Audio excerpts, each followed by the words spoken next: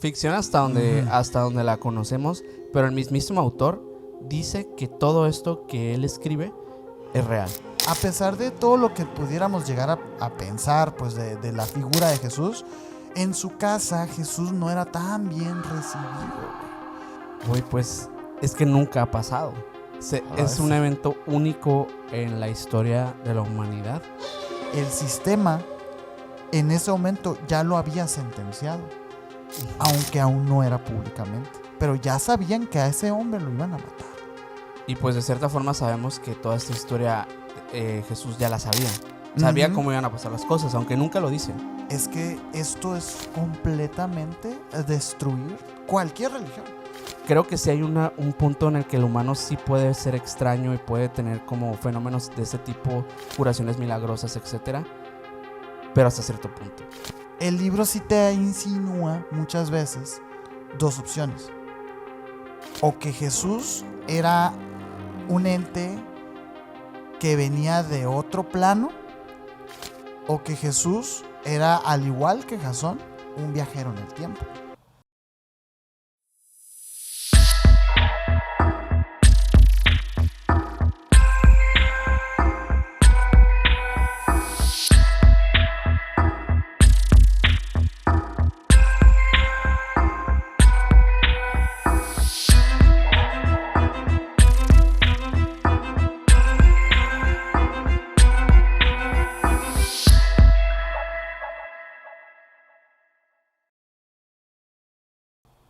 ¿Qué onda, menor? ¿Qué onda, Sergio? Cosas. Muy bien, aquí en otro capítulo más contigo, señor. Y con un tema que nos han pedido muchísimo en estas últimas semanas. Mucho, Sí, después de una larga espera de una obra que no habíamos tocado en este canal. Al hacer el episodio nos pidieron muchísimo que habláramos de una continuación de esta obra, y en este episodio vamos a hablar del Caballo de Troya 2. Así es, mira, aquí te lo paso, menor. Aquí te lo paso. Para que luego no digan. Para que luego no digan. Aquí está. Es el Masada. Masada.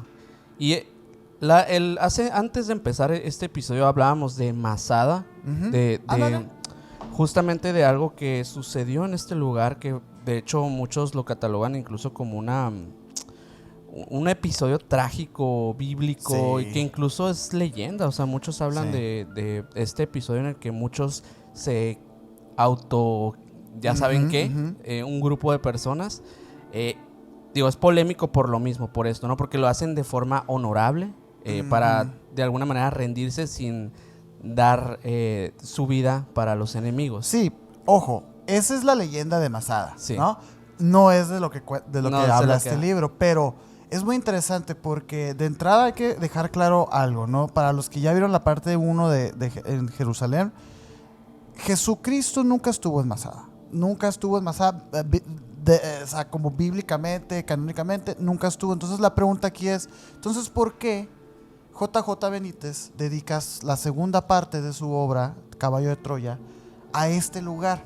Ahorita vamos a hablar de eso, porque tiene mucho que ver con la leyenda que estaba platicando Minor ahorita, que igual vamos a ahondar profundo. Vamos a andar profundo. Así es. Porque bueno, tiene mucho que ver. Para aquellos que van llegando a este canal y que no sepan de qué estamos hablando, también daremos una introducción muy breve de lo que tocamos en esta primera parte, para que puedan entender un poco el contexto de qué es Caballo de Troya, quién lo escribe, etcétera. Bueno, ahorita lo van a saber. Hay un video antes de este que lo pueden ver también al terminar y podrán entender mucho más del contexto que vamos a hablar el día de hoy. Sí. Así que los invitamos a que se queden hasta el final de este video, porque si les gustan las temáticas relacionadas y conectadas con teorías alternativas de la Biblia, seguramente este episodio les va a encantar y les va a fascinar muchos datos que van a aparecer en él. Los invitamos a que se suscriban y que nos sigan en todas las redes sociales como Misiones Podcast. A mí me pueden seguir como Minor Cordón en Instagram. A mí como Castillón Sergio en Instagram. Y al señor que está atrás en los controles, al buen Mike Mike como MyGal99 en Instagram. Y aparte, él tiene 2 canales de YouTube para que vayan y lo sigan, por favor. Ahí se los encargamos mucho. Pero sí, Minor, a ver, recordemos que es Caballo de Troya. Caballo de Troya. Bueno, una obra bastante interesante, escrita por el periodista español JJ Benítez. Sabemos que este autor, además de tener pues estas 12 obras, ha dedicado su vida a empeñarse a las teorías, inclinarse a estas teorías alternativas de la Biblia, como que toda la Biblia tiene un trasfondo más allá de lo que vemos y leemos como lo canónico. Es decir, que aquello que conectamos con deidades, con las cuestiones espirituales, puede estar conectado también con otro fenómeno que viene directamente relacionado a lo que consideramos como la ufología, los fenómenos extraterrestres o los fenómenos parapsicológicos también. Y bueno, en la obra número 1 vimos una historia espectacular en todo sentido, donde a JJ Benítez desde el principio del libro nos explica un poquito de cómo una persona anónima totalmente, que se hace llamar el Mayor, le entrega una especie de crónica, una especie de bitácora en la que narra un evento extraordinario que es dedicado a una operación llamada Operación Caballo de Troya. Así es. Que esta operación supuestamente fue algo llevado por el gobierno de los Estados Unidos, por la Fuerza de los Estados Unidos, de manera ultra secreta, por lo cual esto obviamente no se habla públicamente, no se sabe más información. De hecho, el primer autor que habla de la Operación Caballo de Troya es JJ Benítez. Sí, es un símil o un guiño quizá a estos grandes proyectos, ¿no? Looking Glass, sí. Stargate, todos estos que son como proyectos que sí se confirmaron, y presuntamente intenta ser como uno así, pues, ¿no? Sí. Recordar que esta obra es ficción, pero...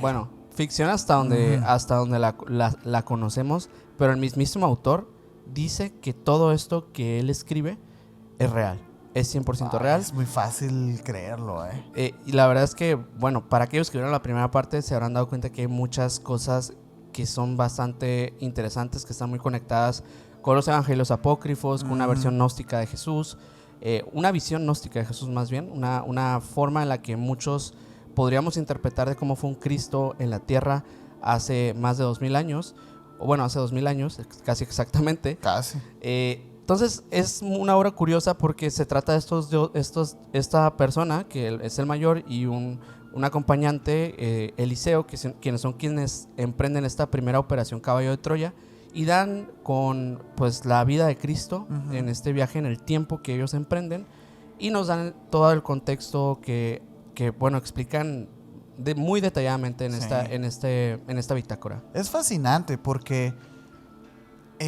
tal cual lo mencionas, no es la visión de un Cristo ya entendido por la sociedad o popularizado. O sea, es la visión de un hombre que está haciendo cosas y ya. Sin como la presunción de todo lo que iba a pasar después, de la iglesia y de la religión. O sea, esa es la parte interesante. Y yo creo que en esta segunda parte, en Masada, se explora más esa vertiente, ¿no? Esa propuesta del Mayor, que en esta obra él se hace pasar por Jason o Jasón. Jasón, sí, digámosle así, porque es la forma en como el autor, de hecho, lo menciona. No, y además tiene acento en la O, pues, no sé si es Jasón. Pero es muy curioso porque él es una persona científica, un ingeniero, médico, que tiene muchos conocimientos. A él lo escogen dentro de este proyecto porque no cree realmente en Cristo. O sea, no es una persona, pues no es atea, pero tampoco es la persona más creyente del mundo. Entonces, desde un perfil medio neutral, a él lo envían al pasado a visitar a este hombre, que es el Galileo, ¿no? Jesucristo. Y es curioso cómo él se va transformando indirectamente también a un cristianismo muy primigenio y mucho más profundo. Y mucho más puro, ¿no? Porque es la persona que realmente contacta con el Mesías de primera mano. Digo, lo conoce, lo trata, lo ve como un ser humano, y eso es lo que es lo más bonito, yo creo, que de esta obra, que nos plasma esta visión que la iglesia muchas veces nos dice, pues esto, ¿no? Que Dios es totalmente bondad, totalmente perfección, y Jesús pues era básicamente eso, la traducción de la divinidad en la tierra y ya. Pero no te hablan mucho de un Jesús humano, no te hablan mucho de esta parte en la que también era una persona que reía, que desconfiaba, que tenía esta otra pues esta otra cosa que lo hacía ser humano, pues realmente. Es muy curioso eso, porque fíjate, eso del ser humano, yo he estado pensando últimamente eso, ¿no? ¿Qué nos hace humanos y qué es lo más humano que existe? Y he dado con algunas conclusiones que igual luego las platicaríamos, pero este espíritu de la competición se me hace como la parte más humana, y yo no lo veo como algo positivo. O sea, el decir competir, el yo soy mejor que tú y todo eso, es muy, muy, pero muy humano, y en base a ese principio la humanidad se ha desarrollado y ha evolucionado, pues, ¿no?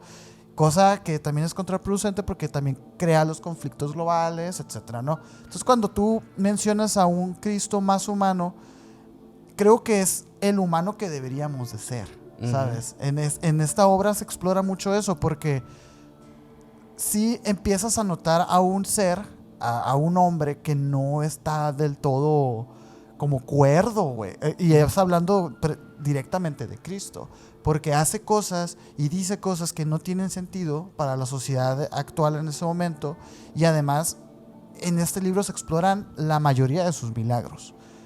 Desde que pasan hasta la como tesis científica de lo que pudo haber sido, lo que pasó, pero al final de cuentas es no concluyente, porque el mismo Jasón se saca de onda, pues, y dice, ¿cómo es posible que esto esté pasando? Es como si este hombre tuviera el control absoluto de la materia y del tiempo y de todo, pues. Entonces es muy curioso, vamos a hablar de eso. Pero antes quisiera como nada más recordarles a todos que esto es una saga de 12 libros en el que supuestamente los diarios que encuentra el señor Benítez llegan hasta un punto, ¿no? Se supone que este segundo libro, el Masada, es el fin del relato. Se supone. Sin embargo, en Caballo de Troya 3 nos presentan que se encontraron más diarios. Okay. Y esos nuevos diarios ya abarcan como más partes de la niñez, de la adolescencia. Sí, evangelios apócrifos. Más loco. Deja tú ni siquiera eso, porque habla de los años perdidos y todo eso. Sí. O sea, que es como más denso, más profundo en el iceberg, vaya.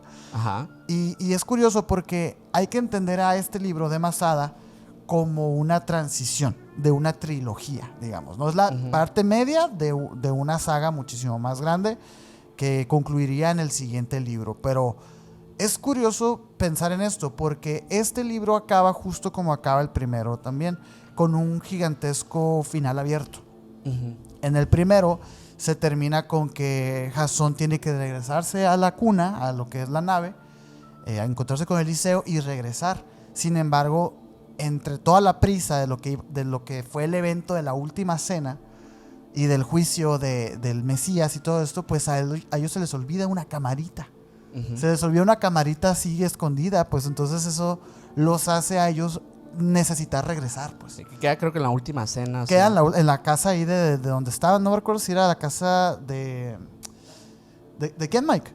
De Lázaro, en la casa de Lázaro, ahí queda la camarita y ellos, no, pues tenemos que regresar por la cámara porque puede ser como un caos, pues espacio-tiempo, pues, ¿no? Y eso es lo que los motiva a entrar de nuevo a la cuna y regresar a Galilea. Lo que está, digamos, un poquito, digo, aquí no somos ningunos críticos de libros ni nada, ¿no? Pero lo que está un poquito pesado de este libro es que no arranca hasta la página 150, más o menos. O sea, como por ahí de la 150 es cuando ellos ya regresan a la Galilea, se introduce una subtrama ahí entre espionaje ruso y estadounidense que es interesante, ¿no? Sí. Es interesante porque eso luego termina evolucionando a otras cosas como los niños índigo y todo eso que se explora en otros libros, pero si tú te quedaste como muy, muy picado en qué va a pasar con la historia de Jesús y todo esto, pues sí es un parón, pues, empezar a leerlo y decir, oye, pero ya vamos pues para allá porque la cámara y todo eso, ¿no? Sí. Y precisamente cuando ellos viajan, se empieza a describir cómo llegan ellos y hubo un desfase de tiempo. Entonces, ubiquémonos en la línea cronológica, ¿no? Pues cuando Jasón se va, pues Cristo ya había como muerto, ya había fallecido. Sí. Entonces, cuando ellos regresan en este segundo libro, no regresan a ese momento, sino que regresan en los momentos en los que Cristo aún no era una figura pública. Entonces empiezo a explorar esa parte. Y es un poco ahí, pues es lo que lo hace complicado, pues. Es lo que hace complicado, porque al final de cuentas Masada tú lo lees y lo que pasa es antes de lo que pasa en el Jerusalén, pues. Sin embargo, nuestros personajes sí tienen la conciencia de lo que pasó en Jerusalén. Es como un lío, pues. Es medio complejo. Sí. Una paradoja del tiempo. Está extraño porque, pues sí, Jasón y Eliseo tienen todo el conocimiento de lo que de lo que vivieron, pero al mismo tiempo están viviendo algo antes, ¿no? De lo que van a vivir. De lo que están a punto de vivir ellos. Ay, no, es medio lío. Y además, como lo platicábamos en el capítulo pasado de esta saga, es todo descrito como una bitácora. Y todavía se cumple aquí, ¿no? Uh-huh. Se empieza a romper, y creo que es hasta un punto, en el libro se entiende cómo Jasón y su perspectiva científica también es un personaje dentro de la obra que evoluciona. Porque estás leyendo el primero y todo es muy técnico, ¿no? Uh-huh. O sea, te describe así de lo que está hecho la mesa, de lo que está hecho así la jarra, contenía más o menos 2 litros de aceite. O sea, sí. Muy, muy específico porque es una bitácora. En este se explora más como que Jasón intenta ser así, pero no puede del shock de lo que estaba viendo, pues. Entonces se vuelve un personaje, la psique de Jasón, y cómo va cambiando a lo largo de lo que se refleja en la bitácora misma. Ajá, porque ya no es él mismo capaz de expresarse como de la misma manera tan objetiva y cruda y científica como lo hizo en el anterior. Y es precisamente debido a que este libro nos presenta un Cristo que habla muchísimo en metáforas, que habla muchísimo en parábolas, que se supone, o sea, que lo que recogen los apóstoles sí está como cambiado, ¿no? A lo que nosotros nos enseñarían después, años después, en la Biblia. Lo cual es evidente, pero sí se nota un tinte, un maquillaje gigantesco a lo que él trataba de decir, y es muy curioso leerlo porque es como si estuvieras escuchando de directa voz esta corriente gnóstica. Ajá. De alguien que no tenía una vertiente religiosa realmente. Que no hay un ápice de religión en lo que Jesús dice, se supone. O sea, él realmente, o sea, según esta nueva versión que vemos en Caballo de Troya de Jesús, pues él realmente no era un personaje como los líderes sectarios que querían fundar religiones. Y hay un momento clave en el libro en el que se rompe esa o sea, tú lo vas leyendo y tú vas entendiendo que Jesús puede ser un líder sectario. Fácilmente, ¿no? Eso es una realidad. Pero sí llega un momento en el libro en el que dices, no, es que esto no lo haría un líder sectario. O sea, como que sí se ve diferente, pues, ¿no? Pero ¿qué te parece si empezamos por el principio? Ok, va, muy bien. Vamos a empezar por el principio porque es un libro extenso, ya lo vieron más o menos, y es más o menos denso. O sea, si te lo echas rápido, no voy a decir hora ni tiempos, porque cada quien no lee. Sí, y pues también cuando se puede. Pero algo que yo creo que también estaría bien que lo aclaremos nada más para aquellos que no pierdan el contexto del todo, es que hay esta tecnología que es muy, muy técnica, muy importante en la saga, porque es la que los hace viajar en el tiempo, que es la cuna. Ahorita la mencionaste, que no es pues una máquina del tiempo pues convencional, es más bien como un tipo de vehículo. Un tipo de vehículo. De hecho, se parece mucho a unos que salen en estas de Dragon Ball, estas como navecitas así.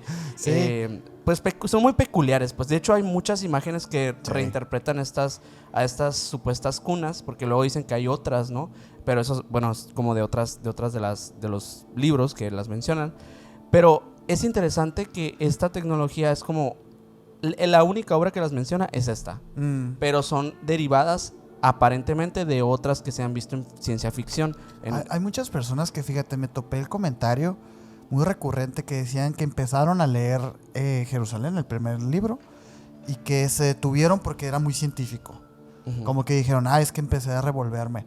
Y digo, nada más por si tienen el interés de leerlo, creo que es parte del encanto, ¿no? O sea, que sea como esa parte científica revoltosa. O sea, no está para que tú vayas y construyas tu máquina del tiempo, pues, pero le da cierta legitimidad a lo que se está leyendo, ¿no? Sí. Porque te habla de partículas, te habla de así un montón de mecanismos tecnológicos bien locos. Que obviamente no entiendes. Que obviamente no entiendes y que pues presuntamente no existen. Y es lo que le da fidelidad, pues. Exacto.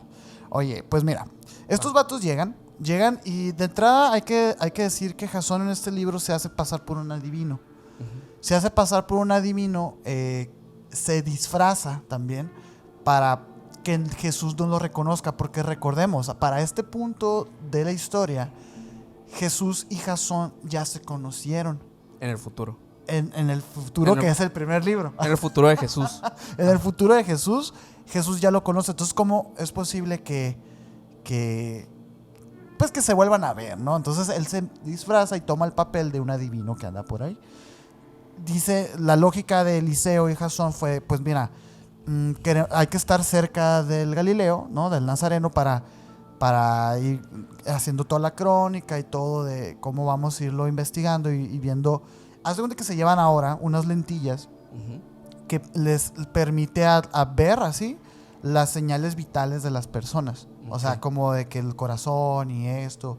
Y de esa manera, pues ellos van midiendo qué repercusiones como fisiológicas tienen al estar interactuando con Jesús. Y es bien interesante porque sí recogen información muy loca, güey. Entonces, bueno, llegan y en este viaje ellos se dan cuenta de que Jesús acaba de llegar del desierto y que se quiere reencontrar con María y con sus hermanos. Cosa que ya, bueno, esto sí se supone que es real, pues, ¿no? Ajá. Hasta este punto el trabajo de investigación de JJ Benítez pues es impecable, pues porque te muestra una realidad que solamente los apócrifos te muestran o que te cuentan. Esta parte en la que Jesús pues tenía hermanastros, hijos de José, el carpintero, sí. Pues que ya pues son Santiago, José, Simón y Judas. Que son Judas no es Judas Iscariote ni Judas Tadeo. Es el Judas que dicen que era hermano de Jesús. Ajá, y otras vertientes todavía más locochonas y más apócrifas dicen que este Judas apóstol. No, este es Judas el hermanastro. Ah, ok. Que decían que Judas era como el gemelo de Cristo. Pero sí. Eso no... Sí, había escuchado. Está loco, pues, ¿no? Dice, la parte que hay que destacar de este pequeño capítulo, empezando, es que, fíjate, a pesar de todo lo que pudiéramos llegar a pensar, pues, de la figura de Jesús, en su casa Jesús no era tan bien recibido, güey. O sea, este libro no lo menciona, otros libros sí lo mencionan, del mismo Caballo de Troya, pero en este libro se hace mención como los hermanastros de Jesús como que no le creen tanto. O sea, lo ven como, bueno, ellos vieron que su madrastra pues es virgen y cómo es posible. O sea, entendemos la parte de José el carpintero, cómo aceptó y todo esto, el plan divino y así, pero los hermanastros como que no. Ajá. Y como que sí le tienen cierto, pues cierta aversión, sí. Aversión a este nuevo Jesús o a este Jesús que ya demuestra de cierta forma que tiene habilidades, que tiene un contacto directo con el mundo, o sea, como que con estos discípulos y todo eso, como que es una desconfianza, creo, natural, ¿no? Sí, porque ellos tienen dudas, ellos tienen tensiones, ellos pues lo miran escépticamente, y es que este detalle es clave porque como que el libro nos explica así como que incluso dentro de su familia Jesús encuentra esa resistencia y esa falta como de tolerancia a lo que Jesús estaba diciendo. Y a fin de cuentas, digo, es algo como, me encanta porque es como muy natural. Es algo que por quien seas, tu mamá es tu mamá y tú vas a ser su hijo y vete, ¿sabes? Sí. Entonces es muy curioso. Aparte, con eso nos recibe el libro. Vamos avanzando por la historia y todo. Y viene uno de los momentos más fuertes de esta sección, que es cuando Jesús, ya con una claridad absoluta de su misión, de la misión divina que él tiene para salvar a la humanidad y todo esto, se presenta en la sinagoga de Nazaret para predicar. Así como, no sé cómo explicar estos como predicadores ambulantes que se ven mucho así en la ficción, bueno, no en la ficción, sino como en estas series, películas de época medievales, en el que está como afuera de la iglesia con una tarimita y se ponen el final está cerca. Ok, como profetas o sí, o como loquito del centro. Sí, pues que los que dicen que son profetas, homeless, así. Ándale, pues así estaba Jesús en esos años. Y Jesús lee un pasaje del profeta Isaías que dice: el Espíritu del Señor está sobre mí, porque me ha ungido para anunciar la buena nueva. Algo loco de este libro es que es el libro de la saga que más tiene pasajes bíblicos. O sea, es como se agarra literalmente los pasajes de la Biblia y los pone así. Y los pone en el momento en el que los dijo, supuestamente. lo interesante o la propuesta que tiene el libro es que esos pasajes que dice Jesús, en el libro los analiza Benítez, bueno, en este caso el mayor, Jasón, los analiza como de que el shock que tuvo social, lo que entendió, lo que, ¿sabes? Es más como esa otra lectura, pues, ¿no? Dice que al terminar este pasaje, Jesús declara que esa profecía se ha cumplido en él mismo. Entonces, desde ahí, él empieza como a proclamarse como el Hijo del Hombre, que es el Hijo de Dios, pues, ¿no? Esto, por supuesto, que escandaliza muchísimo a los que están por ahí escuchándolo, porque como que lo más lo dicen y le dicen que no es él el hijo del carpintero. O sea, así como que lo ningunean, pues vaya.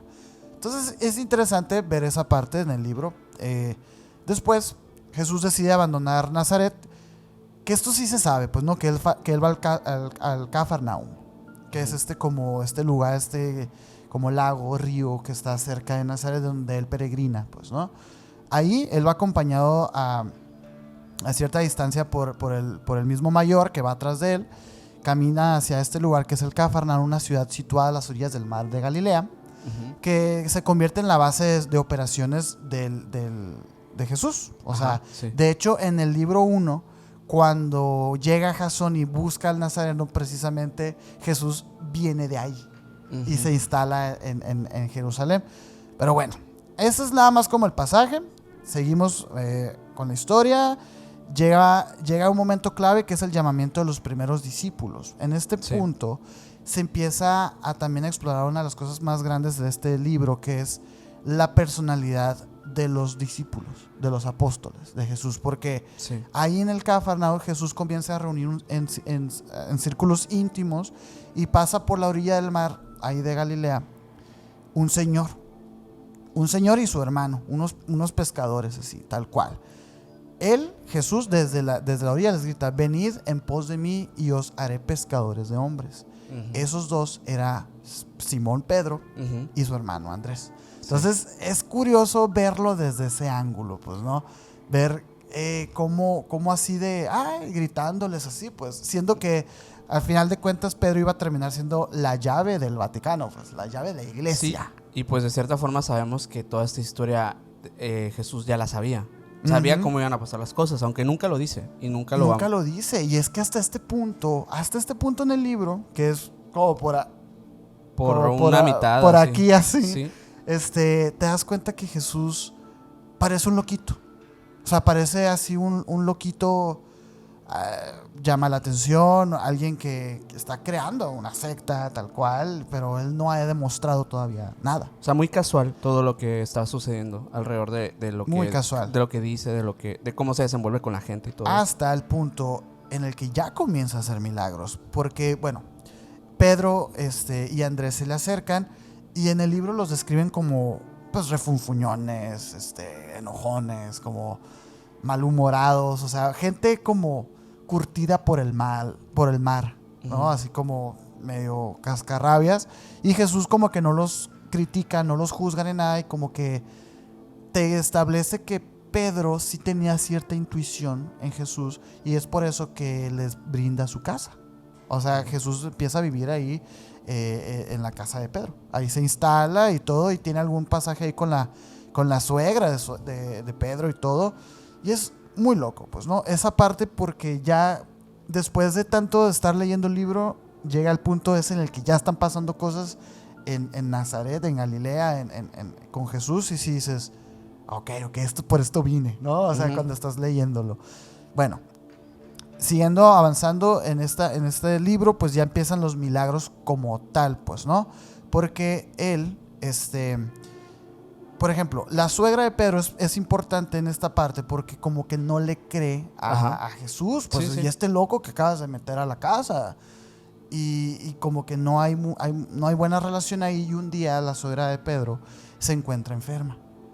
Y Jesús nada más va y le dice: es que tú no estás enferma, tu cuerpo está enfermo, pero tú no. Y le dice: anda, levántate. Sí. Y la suegra se levanta y se pone a hacer comida.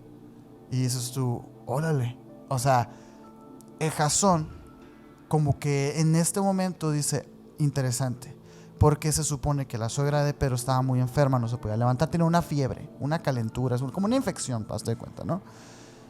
Y Jasón sí se queda, ¿qué acaba de pasar aquí? O sea, a lo mejor y la suegra de Pedro pues estaba ya a las últimas de la enfermedad, y esto como que la motivó nada más y la paró, pero no, checó sus signos vitales y estaba completamente sana. Entonces este es el primer el primer ápice de que el libro te está diciendo que Jesús trae algo raro, o sea, como que puede hacer cosas raras, pues, ¿no? Desde ahí empiezan a pasar estos milagros una y otra vez, porque esto de la suegra de Pedro se difunde la voz ahí en la ciudad, y empieza a llegar un montón de gente a la casa de Pedro, enfermos, tullidos, ciegos, endemoniados, posesos. Ajá, y así. Sí. Y el mayor narra que era un espectáculo desgarrador, porque eran niños moribundos, madres desesperadas, ancianos que estaban ya en las últimas, todos arrodillándose ante aquel hombre que JJ Benítez lo describe como, y digo el nombre del autor porque se me hace mucho más profundo que decir Jasón el mayor, pues, ¿no? Que es el protagonista de la historia. O sea, JJ Benítez describe a un Jesús muy real, muy honesto. Lo describe muy honestamente, pues, porque él describe que su mirada es una mirada serena, o sea, como de alguien que ya sabe lo que está haciendo, y manos firmes, como que lo que hace lo hace sin dudar absolutamente, pues, ¿no? Cosa que también habla mucho de las corrientes gnósticas, de lo que proponen, de lo que es la verdad, de lo material, de la seguridad y la confianza, pues, ¿no? Básicamente. El mayor observa desde un rincón y experimenta una conmoción interior al presenciar algo que en la ciencia no existe, que es el contacto de un hombre con una fuerza de sanación real. Esto, fíjate que me parece muy loco, porque hay un símil contemporáneo, que es Pachita. Imagínate esa conmoción del mayor de ver eso. Yo me imagino que es algo que Jacobo Greenberg experimentó también. Eso de yo, que soy hombre de ciencia, veo como una viejita está materializando un corazón. Ajá, o sanando a alguien con sus manos. Es como el contacto de un hombre con una fuerza de sanación real, pues, ¿no? Es muy loco. Y aparte una mente científica, que eso también es otro punto interesante. Yo, a pesar de que tal vez en una primera misión Jasón ya había experimentado y visto ciertos fenómenos extraños, porque otra de las razones por las cuales recuerdo que pues ellos regresan es por esto que tiembla, ¿no? El que tiembla. Y ellos quieren investigar realmente de dónde viene este fenómeno tan extraño, porque fue algo prácticamente automático que él fallece y tiembla. Digo, como canónicamente sucede, porque así pasa. Realmente el pensar de, bueno, o sea, geológicamente, ¿qué sucedió en la Tierra, no? Totalmente, porque, a ver, uno entiende el funcionamiento de un terremoto, ¿no? O sea, las placas tectónicas tiemblan, se separan, chocan y eso genera el terremoto. ¿Qué relación existe entre eso y la muerte de un hombre? ¿Sabes? O sea, es como, esa es la parte curiosa, y de hecho, lo interesante es que ni Jasón ni Eliseo están haciendo teorías. O sea, ellos no teorizan, pues no dicen, son científicos, pues ellos observan y luego apuntan y lo escriben y analizan, pero el libro sí te insinúa muchas veces dos opciones: o que Jesús era un ente que venía de otro plano, o que Jesús era, al igual que Jasón, un viajero en el tiempo. Porque de alguna manera parece como si Jesús supiera exactamente todo lo que está pasando, todo lo que va a pasar y todo lo que pasó. Entonces es curioso porque no te lo deja claro el libro, no te insinúa nada, solamente tú mientras lo vas leyendo dices, bueno, ¿quién es este señor? ¿Qué es lo que hace? Pues, ¿no? O qué es lo que es también. ¿Qué es lo que es? Sí, porque... Ay, no. Bueno, ahí va. Seguimos con la historia. Esta parte también es interesante porque aquí es donde se parte un poquito la idea de un líder sectario y lo que es un Cristo, pues, ¿no? Porque a la mañana siguiente, después de haber pasado todo el día y toda la noche curando enfermos, curando personas convalecientes, Que la forma en la que los cura es extraordinaria, ¿no? O sea, es literal. Les ordena, así le dice a la enfermedad, vete, y la enfermedad se va. Así de que, es que no puedo ver, no, es que sí puedes ver. Y pum, pueden ver. Es así como... decretado. Así, decretado. Es como el máximo decretador. Así, sí, ¿no? sí. Okay. La interesante es que él va en la mañana y Jesús sale al desierto para orar. Jasón en este momento empieza a como a rastrear sus signos vitales de Jesús. Y con ayuda de Eliseo, ¿no? Y los dos están platicando. Es un momento interesante del libro porque está Eliseo y Jasón hablando. Y le dice, Jesús está en un estado tan profundo de meditación, pero tan profundo de meditación, que su frecuencia cardíaca es tan baja, sus ondas cerebrales son tan lentas, que debería estar muerto, güey. Y esto me recordó mucho a los monjes tibetanos. A los monjes tibetanos, güey. Sí. Que literal ellos pueden durar, no recuerdo, no quiero decir el número, pero cifra. ¿Sí te acuerdas tú de ese dato? De cuando meditaban que podían bajar su ritmo cardíaco, sí, así sí, de que que uno al y pueden, al estar minuto, pueden estar en temperaturas bajísimas, Sí, bajísimas sí, y seguramente sí. altísimas también, pero bajísimas, y pueden estar en el frío que los congela y ellos estar completamente serenos en esa plenitud de la meditación. Y es curioso porque, fíjate, lo estás mencionando, esto se conoce en Asia. Son como trucos asiáticos, ¿no? Y pues Jesús, hasta este momento en la historia, nosotros no tenemos la certeza si fue o no fue a Asia. Y justamente al Tíbet, que es uno de los lugares que en versiones apócrifas y gnósticas se menciona que Jesús sí va al Tíbet. Entonces, yo creo, esta bitácora, sin saberlo, en el supuesto de que no se conocía esta versión, o que realmente no se tiene una certeza de que fuese así, te está describiendo un Jesús que sí pasó por todo eso, sin decírtelo directamente. ¿Que dónde aprendió eso? Pues o sea, porque no llega él vestido como un monje tibetano ni nada no está recluido en un monasterio, no tiene estas prácticas o estos dichos o estas creencias del Tíbet. En todo caso, cuando alguien pasa por un aprendizaje tan extenso porque el entrenamiento de los monjes tibetanos es desde una edad, creo que los 6 años, sí, hasta ya para ser ancianos que realmente dominan estas técnicas. Y es exhaustivo y es autodestructivo, y por eso hay muchos de estos rituales que están prohibidos, pues precisamente por eso, porque creo que el de ralentizar el ritmo cardíaco a niveles como muy peligrosos. Creo que la idea principal de ese ritual, cuando se inventó y cuando se empezó a practicar hace pues miles de años en el Tíbet, era precisamente para irse, para morir. Sí, la momificación en vida, que también momificación en vida, que empiezan a tomar como veneno ellos mismos para ir intoxicando al cuerpo. No, una locura, pues, ¿no? Sí. Pues esto presenta a Jesús. Jesús empieza a mostrar ese tipo de conductas, y cuando llegan por él y le dicen, todos te están buscando, ¿no? Porque ya se juntó otra vez gente al día siguiente, y Jesús le dice, no, vamos a irnos a más pueblos. Y se van a más pueblos, ¿no? Y aquí es donde pasa uno de los eventos más famosos, y que yo digo que este libro lo relata de una manera tan casual y tan normal, pero que la sociedad se ha esforzado demasiado en decirnos que esto es uno de los grandes milagros de Cristo, ¿no? Que es la parte del leproso. Tú te acuerdas de ¿no? Del milagro de que llega Jesús y cura a un leproso. Sí, claro. ¿Por qué es tan importante este milagro? Porque la lepra pues era una enfermedad totalmente aberrante para la época. Eran como los apestados, la gente que no debía. De hecho, pues vivían en villas pues totalmente aisladas del mundo. Eran exiliados, ¿no? Exiliados a su muerte, tal cual.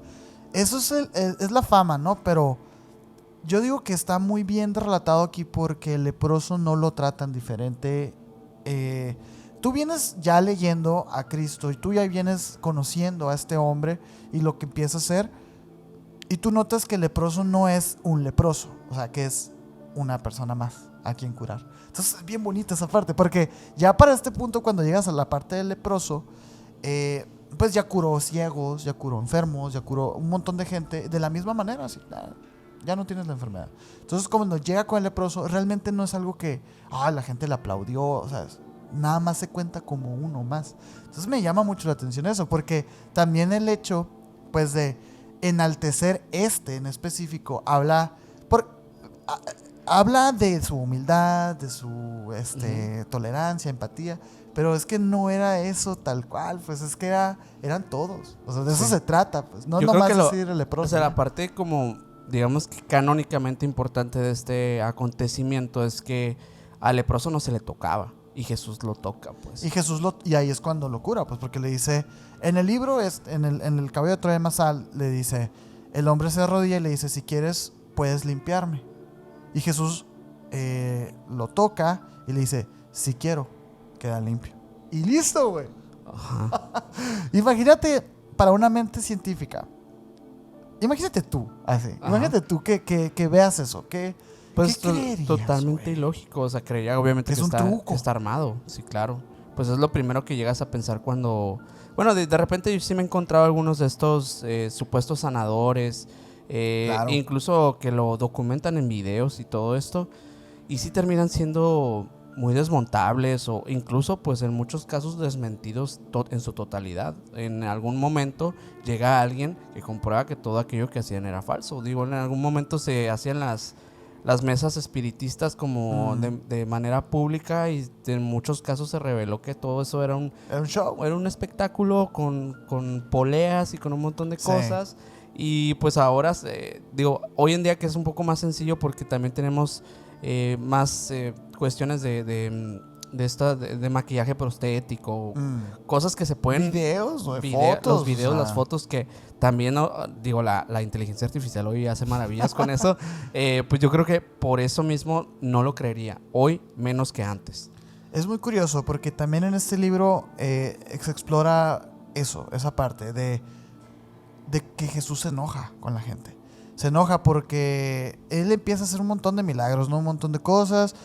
Baja un paralítico de un techo, así que él lo tiene encerrado en el techo, el paralítico, y como que Jesús le dice, baja. Y pues no puedo bajar, soy paralítico. Y él le dice, no, baja. Y baja el vato, ¿no? Y hace varias cosas así, pero como que empieza a llamar tanto la atención que muchas personas de otros pueblos van y le dicen, a ver si es cierto que usted es el Mesías. Y Jesús dice, a ver, he curado un montón de personas y todavía necesitan más pruebas. O sea, como que sí se enoja, pues, por ese lado. Y es que hasta este punto no hemos hablado del tema político, que también es muy, muy importante en este libro, porque se empieza a generar las tensiones con la sinagoga y sobre todo con el Imperio Romano. Que el Imperio Romano no tenía realmente mucha vela en el entierro, para ellos no les importaba lo que pasaba, o sea, ellos eran unos conquistadores y sus religiones paganas no les importaban, pero tenían contacto directo pues con los judíos ortodoxos y ellos estaban enojados por el hecho de que este hombre estaba llamando mucho la atención y que estaba haciendo cosas que iban en contra de lo que ellos enseñaban. Por ejemplo, hay una parte del ayuno, o sea, porque en ese momento todos eran judíos, ¿no? Hay que saberlo. Y para el judaísmo, el ayuno en ciertas fechas es muy importante. Pues, o sea, es muy, muy importante. Entonces Jesús no ayunaba. Y no le decía a sus discípulos que ayunaran. Entonces, como que ese acto se es considerado como un acto de rebeldía. Sí. Y como un acto de transgresor, pues. Porque ¿quién eres tú para decirnos que esas leyes no valen? Si son las leyes de Abraham, el primer judío. Entonces, por ahí empezó la controversia con Jesús. O sea, Jesús sí es planteado en el libro como un revolucionario, pero desde la psique, no un revolucionario social que él quería un cambio, que no estaba de acuerdo. No. O sea, lo que quería era que las personas despertaran, pues. Claro. Y esa parte, por ejemplo, empieza a verse muchísimo más profundo cuando empieza a llegar a la sinagoga de nuevo, empieza a darse vueltas por Jerusalén de nuevo, y empieza a tener conflictos con el día sábado, por ejemplo, que los días sábados son como sagrados, ¿no? Para el judaísmo. Y Jesús decía, es que ¿a poco Dios descansa los sábados? Decía, o sea, los sábados también hay que hacer cosas. Y es como que no, es está prohibido. Desde la perspectiva, por ejemplo, del mayor, este capítulo de la parte en la que se empieza a generar una tensión política entre Jesús y el gobierno judaico de ese momento, para Jasón es sumamente importante porque él lo considera como el punto sin retorno ya. O sea, es el punto sin retorno en el conflicto entre Jesús y los poderes religiosos. El sistema en ese momento ya lo había sentenciado, aunque aún no era públicamente. Pero ya sabían que a ese hombre lo iban a matar. ¿Cuándo? Ya sabían. Pues solamente ¿Cuándo? ellos lo Ajá. sabían. Bueno, sigue el vato caminando por todo el mundo, haciendo milagros. Aquí Benítez nos regala una descripción cinematográfica en donde están miles de personas gritando y extendiendo los brazos, o sea, como buscando tocar al Mesías mientras él va caminando, pues porque él ya en ese momento es un símbolo de la sanación, ¿sabes? Porque lo ha demostrado, pues, ¿no? Y aquí justamente es cuando elige a sus primeros 12, que son los apóstoles, pues, ¿no?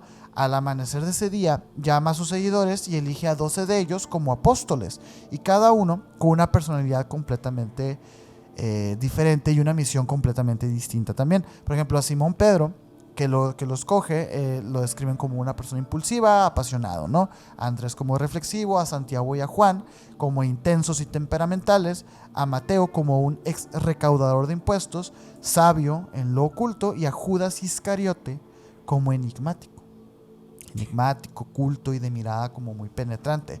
El mayor comenta la diversidad psicológica del grupo y le llama la atención, porque sin él querer meter así las manos, obviamente él es un científico observador, ¿no? O sea, él no tiene permiso de interferir, pero entre Eliseo y Jasón sí hablan y se quedan pensando, oye, estos hombres son completamente diferentes. O sea, estos hombres no se van a poder poner de acuerdo nunca, güey. Sí. Y viendo él, pues, o sea, lo que la iglesia cristiana iba a hacer ¿El futuro? en el futuro, o sea, como que sí lo vio como una mala decisión, pero Jasón no se atreve a pensar en contra de aquel hombre que está curando a la gente y que es como eternamente sabio. O sea, como que ahí, por ejemplo, en esa parte del libro sí se describe cómo él empieza a flaquear, cómo él empieza como a,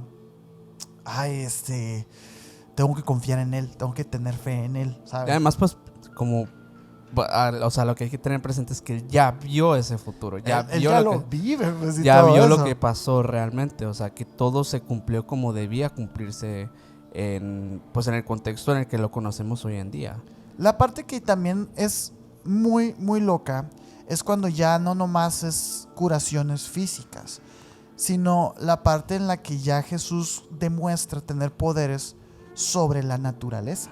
Uh-huh. Y es por eso que este libro es medio extraño, porque vienes como de una preparación, ¿no? del primer libro y la primera parte de este libro, mucho más científica, mucho más objetiva, y comienzas a ya leer cosas que sí se escapan, pues, del entendimiento, pues. Sí, del marco científico, del marco teórico, pues, estructurado que presentan en el primer libro, por ejemplo. En esta fase, Jesús entra como a una fase todavía más intensa en la que sus acciones comienzan a superar las leyes de la naturaleza física. Los testimonios sobre su poder y sus milagros empiezan a multiplicar y las multitudes aumentan, pues. Y precisamente en esta parte es cuando conocen a Juan el Bautista, cuando la vida del Mesías se hace pública. Porque recordemos que él pasa muchos años como en anonimato, ahí en Jerusalén, y todo esto. Aquí es cuando ya es el Cristo, ¿no? El Hijo de Dios. Y empieza a hacer un revuelo. Conoce a Juan el Bautista, se bautiza. Y hay una parte en la que Jesús, tal cual así, calma una tormenta. Mientras van viajando en el lago hay una tormenta muy fuerte. Y él como que él está dormido. Él está dormido y lo despiertan así los discípulos y le dicen, maestro, tienen que calmar la tormenta. Y él como que de dormido se levanta y nomás hace así como que, ya basta. y se disipan los vientos y todo eso. O sea, sí está como muy, muy extremo, pues, ¿no? Incluso llega él a despojar a una persona que tiene una legión de demonios dentro. Esa parte también es curiosa porque él llega en la región de Gerasa. Jesús se encuentra con un hombre que está poseído. Él es violento, está cubierto de heridas y que vive entre tumbas. Él vive en un cementerio, pues, ¿no? Cuando ve a Jesús, grita: ¿qué tienes conmigo, Hijo del Altísimo? No me atormentes. Jesús le pregunta su nombre y el demonio responde: Legión, porque somos muchos. Esta parte yo no sé si es bíblica. O sea, yo no sé si en la Biblia aparece este milagro. Porque luego, bueno, el milagro es que Jesús le dice, expulsa a los demonios y queda libre a este hombre. Pero no recuerdo si esta parte es bíblica. Si es bíblica y si aparece en la Biblia, pues pónganos en los comentarios, porque me suena muy interesante. Siento que es como debería estar, ¿sabes? Sí, hay varios exorcismos de Jesús, pero sí, yo tampoco recuerdo exactamente si hay una mención de eso. Porque es muy específico, es un hombre violento que vive entre tumbas. Sí. Entonces, suena como muy interesante como para no haberlo visto antes. Ajá. Sigue haciendo más milagros. Resucita al hijo de Jairo. Hay una mujer que tiene como un fluido vital, constante, crónico durante toda su vida y la cura. A los 2 ciegos, el mudo, un montón de personas. Jesús expulsa a todos estos malestares y obviamente empieza a recobrar un montón de popularidad. Ya después empieza la parte que es como más interpretativa del libro, porque ya con todo esto hecho, Jesús empieza a predicar, empieza a dar parábolas y enseñanzas y señales, pues, ¿no? Aquí es donde entra la parte que te mencionaba ahorita, o sea, después de los grandes milagros y todas las liberaciones espirituales, hay muchas personas que aún así no creen en él y le dicen: Maestro, queremos ver de ti una señal. Y Jesús, o sea, con decepción y con enojo les dice: esta generación perversa demanda señal, pero no se le dará otra señal que la del profeta Jonás. Y explica así cómo Jonás estuvo 3 días en el vientre de un pez, y que el Hijo del Hombre estará 3 días en el corazón de la tierra. Como cosas así medio ya más extrañas, pues. Y esta parábola de Jonás, pues, es del Antiguo Testamento. O sea, él hace referencia a ese como milagro, que es más bien más como una leyenda, fantasía, que un hecho real. Pero él se apoya mucho, pues. Ajá, él se apoya mucho todas esas escrituras como para darle fidelidad. La parábola del sembrador, la parábola del trigo y la cizaña, el grano de mostaza, la perla de gran valor. Un montón. Así, un montón. Pero aquí viene la otra parte también que es muy sonada. Te digo, este libro, además de ser como parte de la transición de la saga, nos habla muchísimo de aquellos milagros que están documentados dentro de la Biblia. O sea, que todos conocemos. Porque aquí hay otra tormenta y aquí él también como que para la tormenta. Sin embargo, aquí pasa lo del milagro de que camina sobre el agua. ¿Tú te acuerdas de esa de cuando camina en el agua, verdad? O sea, regular, sí, más o menos me acuerdo. Es de apócrifos esa. Hay una versión apócrifa de cuando camina por el agua, ¿no te acuerdas? De la versión apócrifa, no lo recuerdo. Recuerdo, pues, haberlo escuchado así como... El de Pedro, que decía que vi una figura y que camina. Bueno, sí, y que le dice a Pedro que camine, pero Pedro no confía y no camina. Sí. Pues se supone que eso pasó. O sea, se supone que eso pasó y que Jesús le dice: hombre de poca fe. O sea, ¿por qué dudaste? Y precisamente es eso, porque Pedro sí como que intenta caminar, pero pues tiene miedo y duda y cae, ¿no? Sí. Esto habla muchísimo de algo que nosotros hemos experimentado, y que últimamente se está haciendo mucho de moda, pues, no, esto del decretar y de controlar la materia por medio de la conciencia. De la conciencia, ¿no? Y en este libro queda muy claro eso, pues, ¿no? La conciencia, la gnosis, todo eso es de verdad poder. Porque al final de cuentas, el poder del demiurgo recae en el que tú seas ignorante de dicha conciencia. Entonces, este Jesús es presentado como alguien que está arriba de esa capa y que puede manipular lo que aquí pasa. Sí. Por eso es que se entiende tan fantasioso, porque lo es, ¿no? Sí, pues es un ser que pues es todopoderoso, puede manipular la materia, puede incluso, bueno, en algún punto atravesar la materia, una infinidad de cosas que seguramente ni siquiera tenemos la dimensión de toda la complejidad de lo que puede hacer en la realidad como la conocemos. O sea, la puede moldear a su gusto y a su forma, porque tiene, más allá de una comprensión, está conectado con ese otro lugar o con esa otra cosa, ¿no? Que tal vez este Jesús yo también lo interpreto como algo que vive en este lugar, en ese otro lugar y en ningún lugar también. También vive en todos los tiempos, en todos los espacios. Por eso también creo que de cierta forma conoce, como lo dijiste al inicio, el presente, el pasado y el futuro, porque él vive en todas las etapas, en todas las conciencias posibles. Ahora, la pregunta aquí es, porque sí sabemos pues que este proyecto de Caballo de Troya se supone ficticio, ¿no? Que es una novela ficticia de realidad, o sea que sí está basado obviamente en un trabajo periodístico y obviamente tiene fuentes muy, o sea, tú lo lees y es muy fácil creer que es verdad, pues.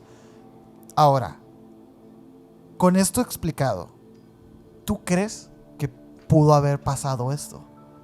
O sea, porque, a ver, conocemos nosotros la fuerza de nuestra palabra.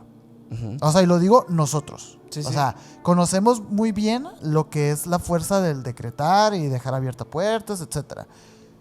Ahora, así de fuerte. O sea, así como para... Porque también se explora lo del milagro colectivo de los peces y los panes, güey. O sea, de que le dieron de comer Jasón menciona entre 5 y 8 mil personas. Y dice, wow. Y viniendo desde un Jesús que decía, es que nadie se va a quedar con hambre. Y empezaron a multiplicarse los panes y los pescados, güey. Y mi pregunta aquí directa para ti es, ¿tú crees que esto sí pudo haber llegado a pasar? Güey, pues es que nunca ha pasado. Es un evento único en la historia de la humanidad. Hasta donde conocemos de historia, realmente es la única ocasión en la que ha pasado todo eso. Por lo que creo que por lo menos en nuestra realidad no es posible, en nuestra realidad. Pero no sé si hablando históricamente de ese evento en concreto, si pudo haber pasado. Me gusta creer que sí, por supuesto, porque digo, pues, si existe el todo, existió en ese momento. A ver, no ha pasado una vez, eso es muy cierto, ¿eh? Ha pasado solamente una vez en la historia que conozcamos. Pero a ver, ¿qué me dices de Pachita? Sí. Es que por eso dije el ejemplo ahorita de Pachita, porque como casos contemporáneos es como el más cercano que se me hace de algo similar a lo que podía hacer Jesús.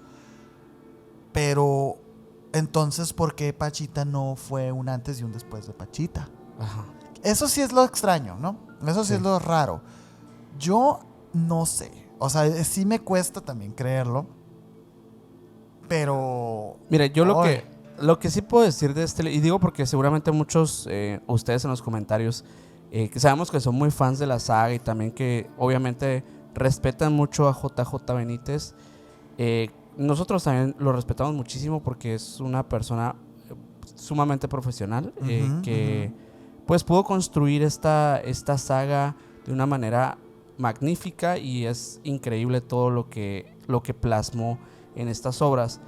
Yo creo que de cierta forma toda ficción viene de una realidad y que en algún punto esta historia él la recibe, eso creo que es algo cierto, y que de alguna forma que esto se deformara o que tal vez se enalteciera el mensaje, no digo a través de JJ Benítez, sino tal vez a través de aquellos cronistas que documentaron todo esto. Los discípulos. No, me refiero meramente a Jasón. Ah, ok. Que también, o sea, si nos remontamos a los mismos que escriben la Biblia, a las personas que tuvieron contacto con Jesús, todas esas personas dan historias distintas de Jesús. Y esa es la parte que se me hace difícil interpretar a un Jesús histórico o a un Jesús que hacía milagros. Porque ¿cómo explicas un milagro si nunca habías visto algo igual?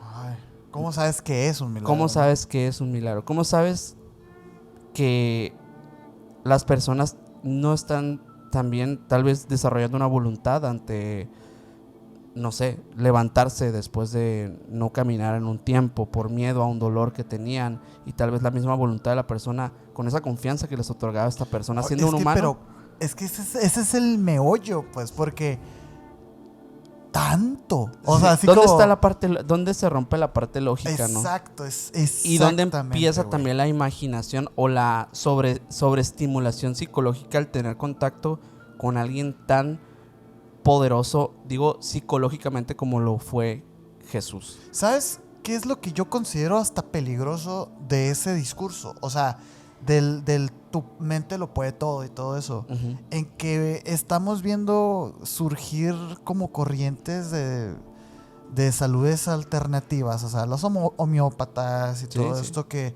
No, es que si piensas mal, las células cancerígenas y todo esto. Oye, que sí, pero o sea, que sí, pero no es todo, pues. La pregunta aquí es, ¿seremos capaces nosotros, los seres humanos, de verdad, poder hacer algo así? O sea, al punto de estoy ciego y de repente, por mi seguridad y por mi confianza, de repente ya vuelvo a ver. ¡A la madre! Esa es la cuestión, pues. Y es raro porque viéndolo desde un plano superior dentro del gnosticismo y así, pues podría, porque al final de cuentas tu cuerpo, el cual está dañado, el cual está lastimado, el cual está pues con alguna falencia, vaya, eso no existe, o sea, eso es material y lo material es moldeable.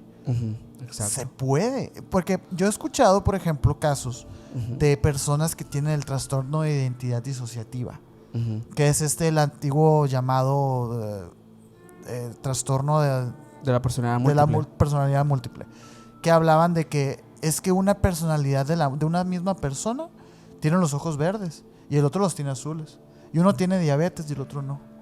Y dices tú, pero ¿cómo? Si es la misma persona, pues, ¿no? Sí. Eso hablaría de los límites de la mente.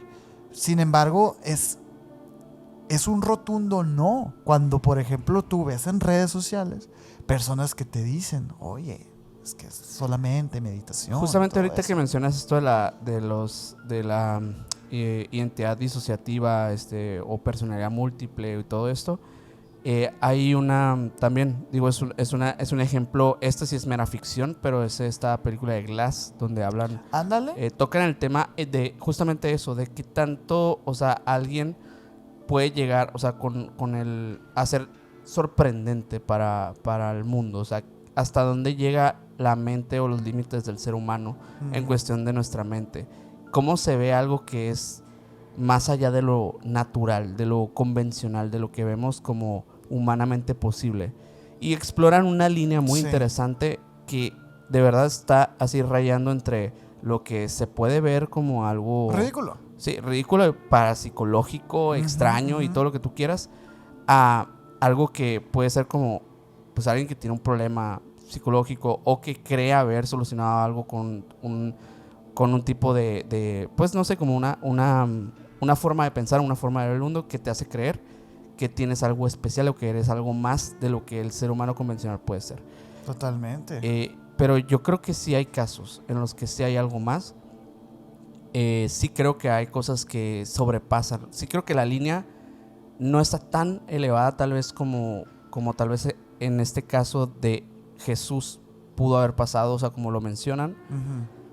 Creo que sí hay un punto en el que el humano sí puede ser extraño y puede tener como fenómenos de ese tipo, curaciones milagrosas, etcétera, pero hasta cierto punto. Creo que estamos muy limitados todavía como humanidad para llegar a elevarnos hasta ese grado. Y evidentemente ese cierto punto que mencionas no es pues. No es multiplicar panes, ciegos. No.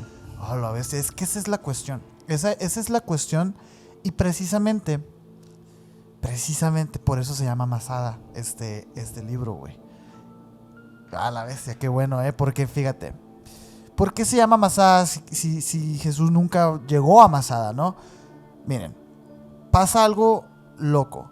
Porque en el capítulo final, de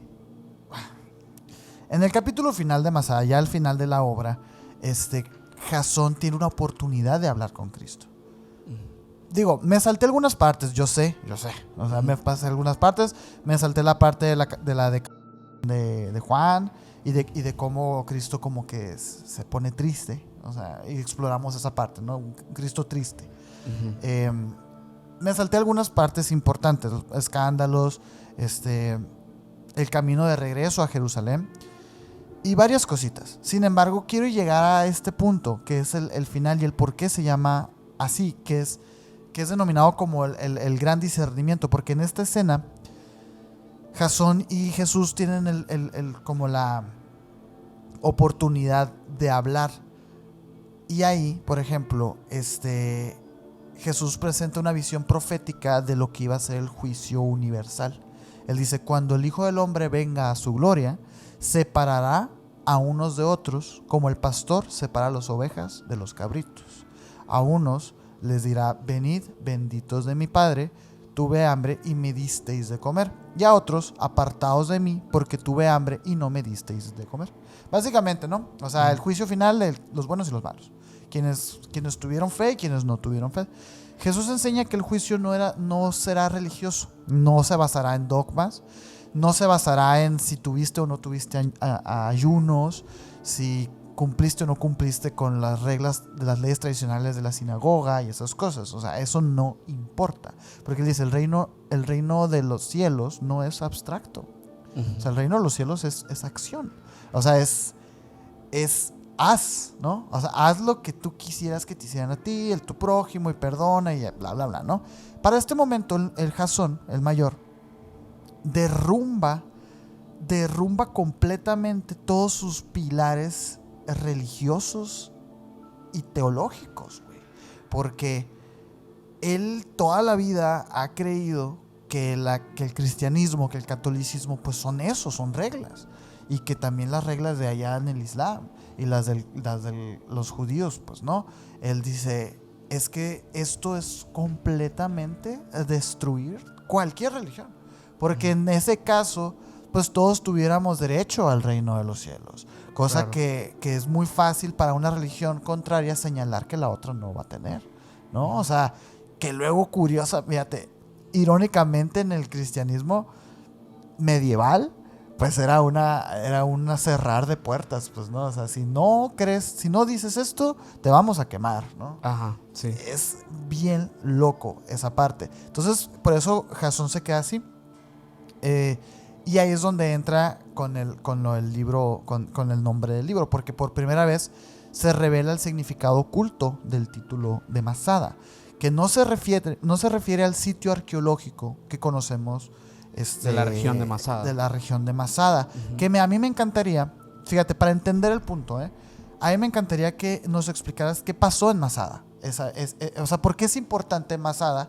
Ahora sí que en la historia global. Lo que sí pasó, o sea, el hecho. Bueno, mira, para entender un poquito Masada, hay que entender que, bueno, en el desierto de Judea había una fortaleza que se llama Masada. Uh-huh. Esta está ubicada más o menos como unos 400 metros del Mar Muerto. Sí, donde encuentran los manuscritos, los rollos y todo esto de escritos antiguos. Este lugar, pues básicamente fue muy famoso porque era un lugar como de una resistencia judía contra el Imperio Romano por los años 73 después de Cristo, es cuando pasa toda esta historia. O sea, esto es después de esta historia. O sea, realmente la fama del lugar como tal todavía no existía para este momento donde relatas el libro. Uh-huh.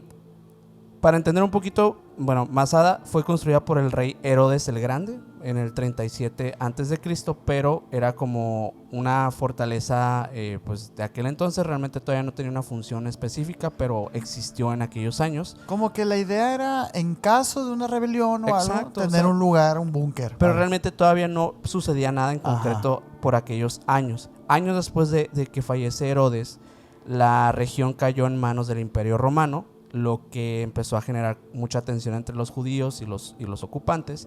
Y finalmente, cuando estallaron las tensiones, por allá del año 66 después de Cristo, se empieza a construir, bueno, empieza a haber un evento que se le conoció como la Gran Revuelta Judía, donde, bueno, hubo muchísimos conflictos, etcétera.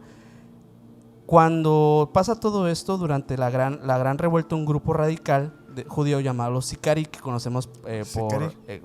aquellos que vieron un episodio que hicimos de Judas Iscariote, pues muchos dicen que Judas era Iscari Judas Iscariote por Iscari, pero no sabemos, eso no se sabe realmente, pero los Sicari eran personas que pues eran básicamente...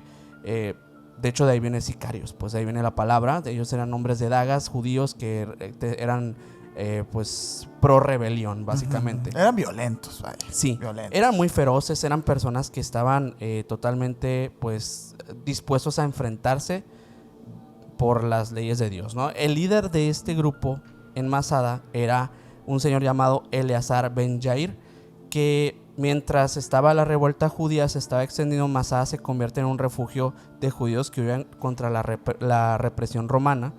Y después de que Jerusalén y el segundo templo son destruidos por aquella época, Masada se convierte como en el último lugar donde podrían refugiarse todos aquellos que estaban pues escapando. El último bastión judío, pues. Exacto.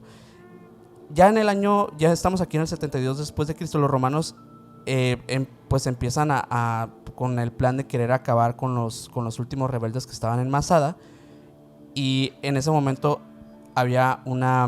ellos empiezan a movilizar a 8,000 soldados para sitiar a la fortaleza, los empiezan a rodear, y básicamente en ese momento se encuentran aquellos sicarí y aquellos últimos judíos pues estaban en una trampa, ¿no? En una trampa de la cual no iban a poder escapar.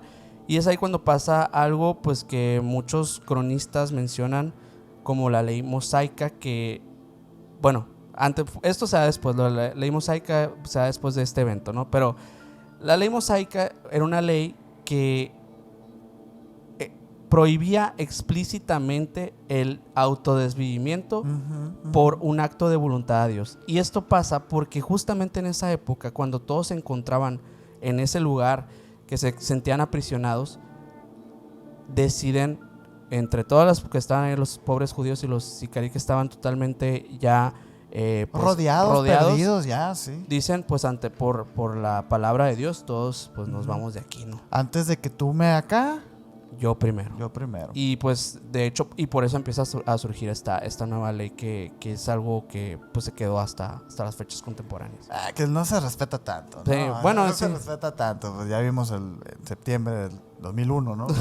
Pero o sea, la parte como que loca de esa historia es que cuando entran los romanos, pues se encuentran a todos ya sin vida. Y esto, más que ser como es un evento histórico. Recordemos que para esta altura de la cronología de lo que es este libro, ese evento todavía no pasaba. O sea, Masada todavía no pasaba, lo que es eso que acaba de contarnos Minor. Sin embargo, Jesús le dice a Jasón, le dice que eso que pasó, que eso es más que una estrategia como militar o algo así. Funge más el propósito de representar una idea espiritual de resistencia interna.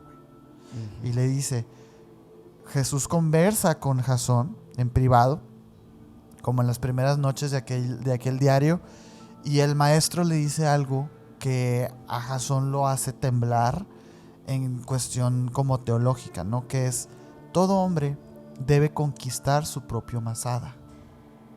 Un lugar dentro de sí donde nada ni nadie puede entrar. Un lugar donde habite la verdad. Aquí, Masada, en lo que es el relato, no hace referencia a la fortaleza física, sino a la fortaleza espiritual. Ese hecho de haber llevado a esos judíos a su propio desvivimiento fue por una fortaleza espiritual y no por una fortaleza militar o estratégica. Es lo que se supone que hace referencia, pues, este libro. Para el mayor, esta enseñanza es la revelación central de todo el libro. Por eso se llama Masada. Por eso es tan importante, porque todo el libro, como lo mencioné, es de transición. O sea, habla de milagros, habla de sensaciones de Jasón, de esto no tiene sentido, pues. De ver cómo en todo lo que él había creído antes, que la ciencia, la lógica, la física, de repente con este hombre nada tiene sentido. Entonces, estas palabras que comparte con Jesús y le dice, pues es que cada quien tiene que tener su propio Masada, güey. O sea, cada quien tiene que tener su absoluto, vaya. Uh-huh. O sea, y hay que defenderlo. O sea, como que cada persona tiene que tener su propio absoluto y llevarlo hasta el límite. Porque si no, no eres nadie, pues. O sea, si no vales la pena. Eso es lo que entiende Jasón. Y se me hace bien loco, bien interesante, porque pues él, fíjate, teniendo una carrera de ingeniero, una carrera de científico, de médico, y llega y dices, a la bestia, no sé nada. O sea, me acaban de quitar eso, pues. Mi certeza científica me la acaban de quitar. ¿Y ahora qué soy?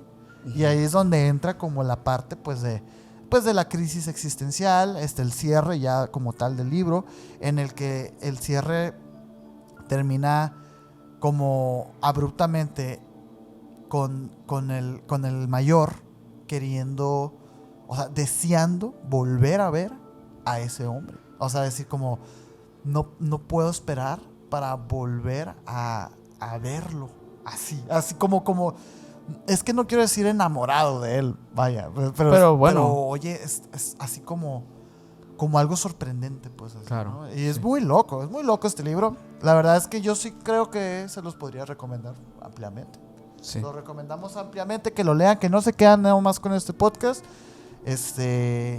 Y así, ¿cómo ven? Y bueno, y que hay más partes de todo esto. Hay muchísimas más partes de esto, que se van relatando más milagros y más eventos canónicos. La parte interesante yo creo que entraría más en esto de los años perdidos y todo eso, uh-huh. Donde que también obviamente JJ Benítez tiene su propia teoría de lo que pasó y lo relata de una manera narrativa junto con su saga de Caballo de Troya. Entonces, yo se los recomiendo mucho. Si ya este segundo capítulo no les hizo a ustedes ya entrar en la saga para leer los libros, no sabemos qué va a hacer. Así. Pero sí, yo creo que con esto pues vamos concluyendo. Digo, sé que pidieron más de los libros, pero pues esto sería eterno también para nosotros. Pero de igual forma, seguimos obviamente leyendo sus comentarios y si vemos ahí un apoyo, puede haber una tercera parte, pero no prometemos nada por el momento. Por el momento. A ver, fueron cientos de comentarios. Sí. Todos los libros. Échense todos los libros y hagan un capítulo de cada libro. Y dijimos, es que sí nos encantaría. Sí. Pero lo cierto es que yo no he leído todos los libros. No, y es que también es una tarea titánica, porque pues ya saben que igual hay muchas más investigaciones en este canal que se hacen prácticamente cada semana, en cada video, en cada cosa. Obviamente que lo haremos siempre y cuando y veamos ese apoyo con este contenido. Sí, nos guiamos totalmente por lo que ustedes nos dicen, nos pidan, pero también queremos que sea algo que sea para todos, no solamente para unos cuantos, por lo cual sí les pedimos que nos pongan aquí en sus comentarios de que si les gustaría que continuemos o si quieren que hablemos de otros temas, pues nosotros obviamente encantados. Muchísimas gracias por llegar hasta este punto y hasta el final de este video. Esperemos lo hayan disfrutado muchísimo y recomendamos ampliamente que si vieron este episodio y no vieron el anterior de esta misma, de Caballo de Troya, esta misma saga, vayan a verlo por favor al terminar este capítulo, porque pues así podrán también entender mucho más contexto de lo que hablamos, muy a grandes rasgos en este episodio. Así que bueno, los invitamos también a aquellos que son nuevos, que se suscriban y que nos sigan en todas las redes sociales como Emisiones Podcast. A mí me pueden seguir como Minor Cordón en Instagram. A mí como Castellón Sergio en Instagram, y al Nazareno que estuvo atrás de los controles como MyGal99 en Instagram. Y el señor tiene 2 canales de YouTube para que vayan y lo sigan, por favor. A eso los encargamos mucho. Y de verdad esperamos, si quieren que sigamos con la saga, esperamos de verdad así, mucho apoyo. Así porque es una tarea un poco... Ajá, es más complicado de lo que parece de repente. Pero díganlo aquí y nosotros con mucho gusto haremos pues felices a todos ustedes. Así que nos vemos a la próxima. Bye.